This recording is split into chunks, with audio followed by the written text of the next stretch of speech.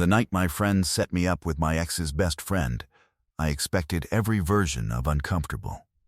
I expected two people carefully navigating a shared history, saying all the right things while quietly thinking about someone else.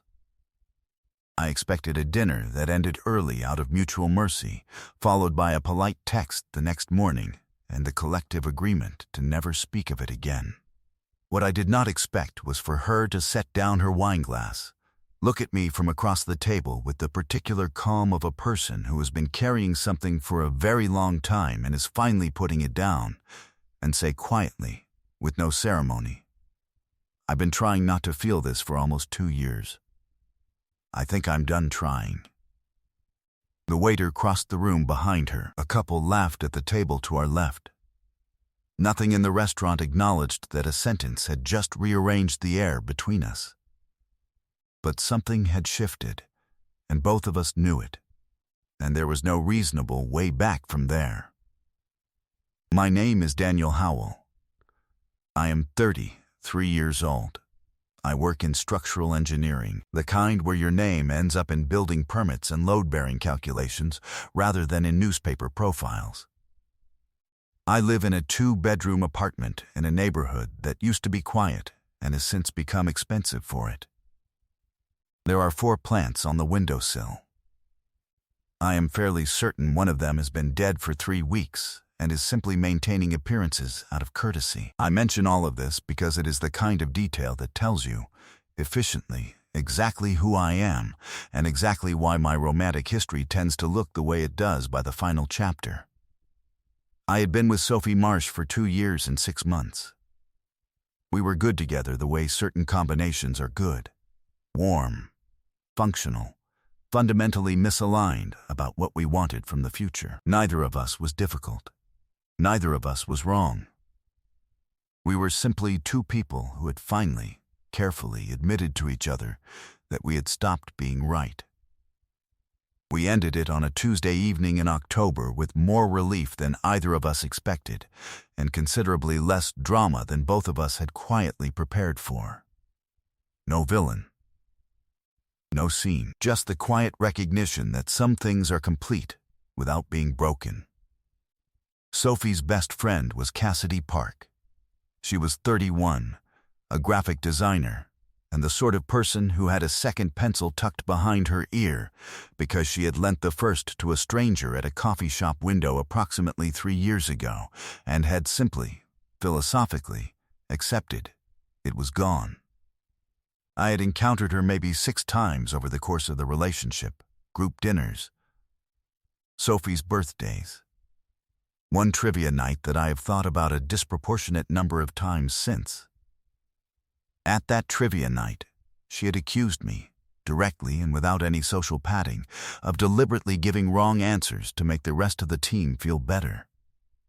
She had done this in front of everyone. I had, in fact, been giving wrong answers. She was the only person at the table who noticed. We had argued about it for 11 minutes before our friend Lucas ordered another round and declared a ceasefire. After that, she'd gone back to the edge of the gathering, where she usually seemed most comfortable, and I had not known what to do with any of it. That was the sum total of what I knew about Cassidy Park. She was sharp. She had a pencil behind her ear. She did not miss things.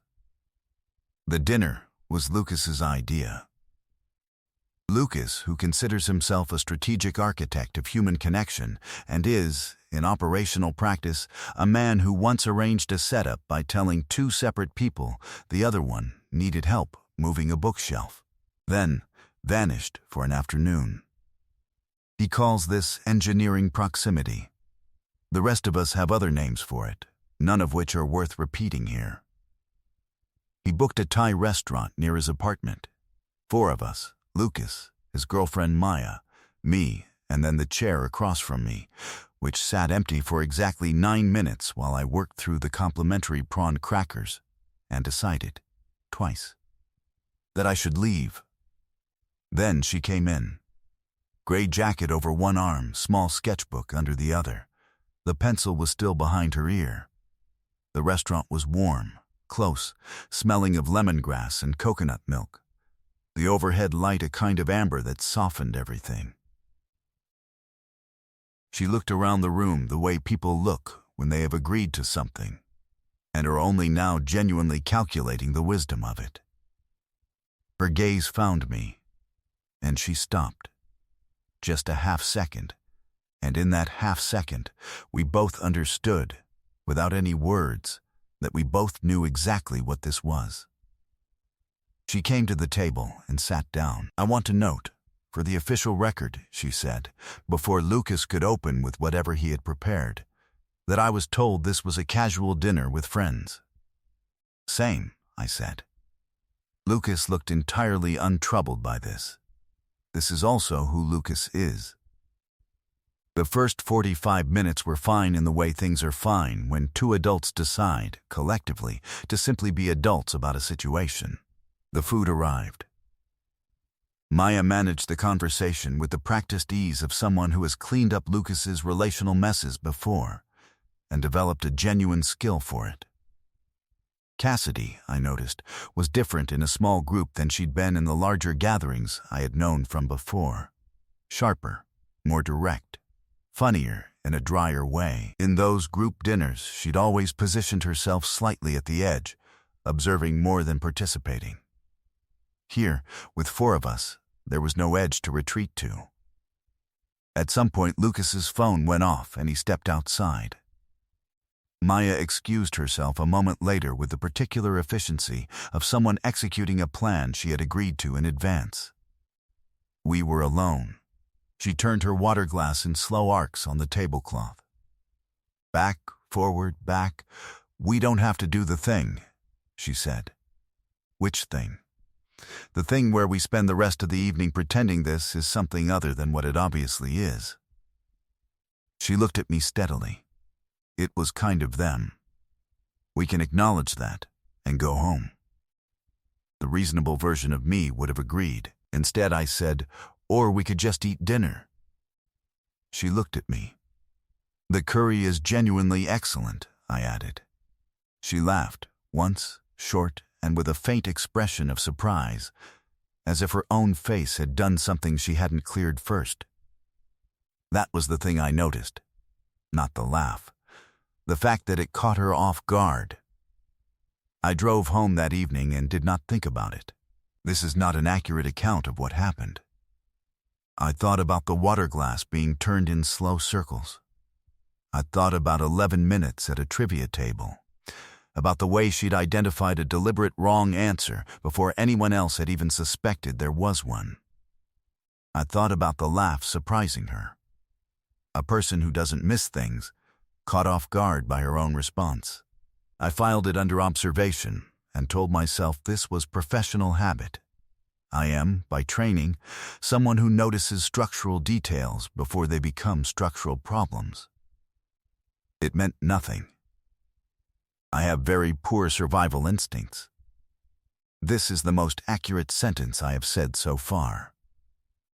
3 weeks later, Lucas threw what he called an intimate housewarming. There were 34 people in his apartment. He described it as intimate the way people describe things they want to be true. She was near the kitchen counter with a sketchbook open and the pencil moving. Someone was talking near her. She was listening in the way she had at dinner, where she held two things at once without dropping either. I got a drink. I considered the available options. I went over. "What are you drawing?" I asked. She tilted the sketchbook. A quick pass at the room, not detailed, just shapes. The suggestion of furniture, the geometry of people, a party reduced to its essential structure. "Habit," she said. "Gives your hands something to do?" "Gives my hands something to do." She clicked the pencil cap twice. "I'm also a professional graphic designer, so this is either completely on brand or a little sad. I go back and forth." "Both can be true simultaneously," I said. She looked at me for a moment. "Yeah, they can." We stayed there longer than the conversation required. Neither of us looked for a reason to move. What followed happened in increments. which is how most real things happen, by accumulation rather than announcement.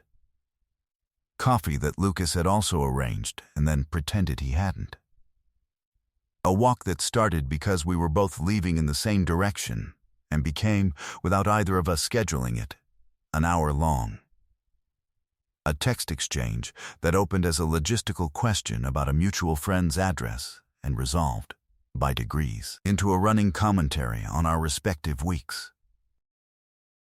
I noticed her coffee order without intending to. Oat milk, 2 sugars, never anything else. I noticed she replied to texts promptly and to phone calls with apparent reluctance, as if the voice format required a different kind of permission. I noticed she was reflexively kind to the people who served her food and coffee, not as a performance, but as a baseline. The way people are kind when there is nothing to gain from it. I noticed she remembered things I had mentioned in passing, a conversation from 3 weeks prior, something small, and referenced them without ceremony, as if she had kept them somewhere. I told myself I was simply paying attention. Attention is a professional habit. It did not mean anything. Then Maya said, at someone's birthday dinner, without any particular preamble, "She talks about you." I looked up, not specifically. Maya was looking at her glass. That's actually how I know. Cass doesn't go quiet about things unless they matter to her. A pause. "She also changed your contact name twice. I saw it once by accident, and she immediately put her phone face down. I'm not going to tell you what it says." She picked up her glass. "I just thought you should know." I went home and lay awake longer than I needed to, which told me more than I had wanted it to. She had mentioned, offhand and without attaching any invitation to the information, that she worked from a coffee shop near her apartment on Sunday mornings. Just the information. Neutral. I had noted it without intending to use it. The following Sunday I went to that coffee shop. I told myself this was about the espresso situation in my building, which is a recurring and legitimate grievance. I told myself this was proximity, not intention. I have already established my reliability as a narrator on such points. She was there. Corner table. Sketchbook open, pencil behind her ear, oat milk flat white in front of her, working. She looked up when I walked in. This is the part I have thought about since there was a half-second before her face arranged itself. And in that half-second, something happened. Something small and unmistakable. Something that looked, by any reasonable reading, like relief. "Structural emergency?" she said. "Load-bearing coffee requirements," I said. She moved her bag off the chair across from her without asking whether I was joining her. We worked in the same room for 2 hours. It was the most comfortable silence I had been inside in a long time. Not the absence of conversation, the presence of something that didn't require it. At the end of the second hour, without looking up from the sketchbook, she said, "I keep having to not reach out to you." I set down what I was reading. She was still looking at the page. The pencil had stopped moving. Because I think about it more than is useful. And then I remember all the reasons why it's complicated. And I don't. She finally looked up. "That's more than I meant to say." "Probably," I said. She held my gaze for 1 beat longer than felt neutral. Then the pencil started moving again. We left in separate directions. Neither of us said anything else about it. But the thing had acquired a shape now, and the pretending it hadn't required considerably more effort than it had the week before. The dinner was her suggestion, just the 2 of us, which was a fact neither of us named directly until we were seated across from each other, and the naming became unavoidable. The restaurant was quieter than the Thai place. Good food, low light, the sound of other people's conversations at a comfortable remove. She had the sketchbook on the chair beside her, but hadn't taken it out. The conversation was easy. It had been easy for months, with the particular ease of two people who have learned where to push and where to leave space. I was paying attention to everything except what I was actually waiting for. Then she set down her wine glass. "Can I say something that might make this uncomfortable?" she said. "Yes," I said. She looked at the table for a moment. "I noticed you when you were with Sophie. I told myself it was nothing, and then it turned into something, and then I told myself it would stop once things ended between you. And then it didn't stop. And then we started." She made a small gesture between us.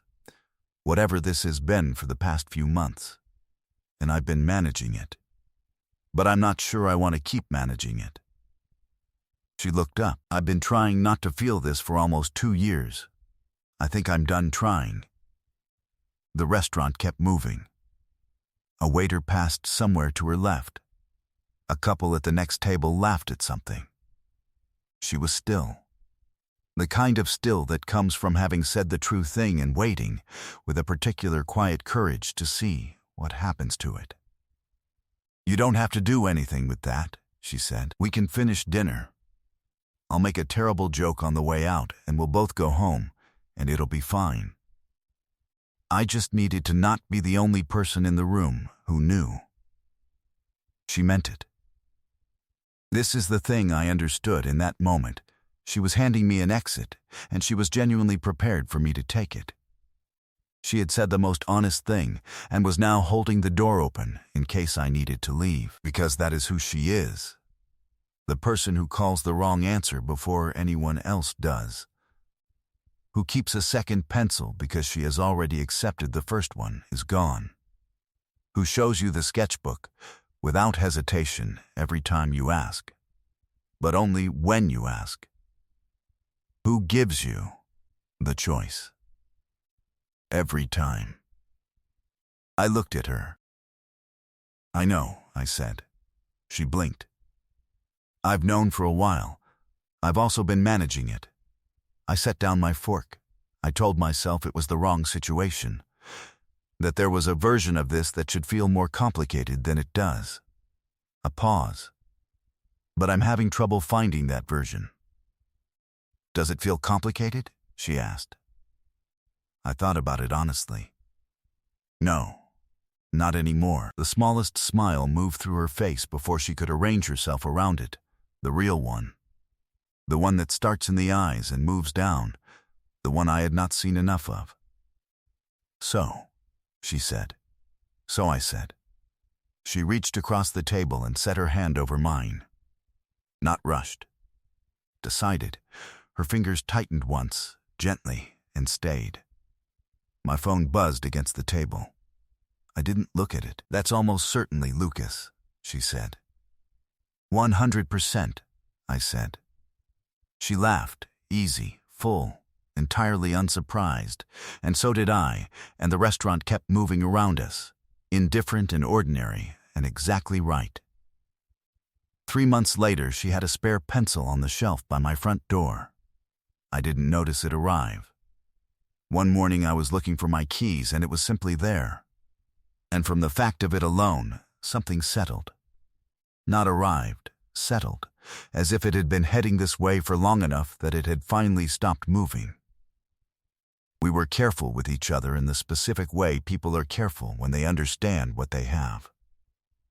She still worked from the corner table on Sunday mornings. I still arrived with what she had started calling, dryly, load-bearing coincidences, and which I continued to characterize as legitimate coffee requirements. Some arrangements work precisely because you don't change them. 8 months after that, she showed me the sketch from Lucas's housewarming. The night she'd had the sketchbook on the counter, and I'd crossed the room to ask what she was drawing. She'd done the room in quick, loose strokes. And in the far right corner, barely there, a figure leaning against the wall with a drink. Not in the group, but close to it. Watching, I looked at it for a while. "You kept it," I said. "I keep most of them." She took the sketchbook back, matter of fact. "That one I kept on purpose." 2 years later, when people asked how we met, she would say, We got set up, and I would say our respective friends conspired. And then she would say, and the following Sunday he showed up at my coffee shop and called it a coincidence, and I would say I stand by that characterization. And she would give me the look that means she doesn't but has decided, in the interest of the relationship, not to press it. The truth, which both of us know, is that it started with a trivia night argument and ended with a pencil by the front door, and there is no clean line anywhere between the two. Nothing appeared overnight. Nothing was sudden. It was simply two people paying close enough attention, for long enough, that eventually the only thing left to do was stop pretending otherwise. It wasn't new when we finally named it. It had probably always been her. What would you have done if you'd been set up with someone you'd been quietly keeping yourself at a careful distance from? And have you ever realized, too slowly, almost too late, that the person you kept trying not to think about was the one you'd been thinking about the most? Tell me your story in the comments. If this one landed, leave a like, subscribe, and I'll see you in the next one.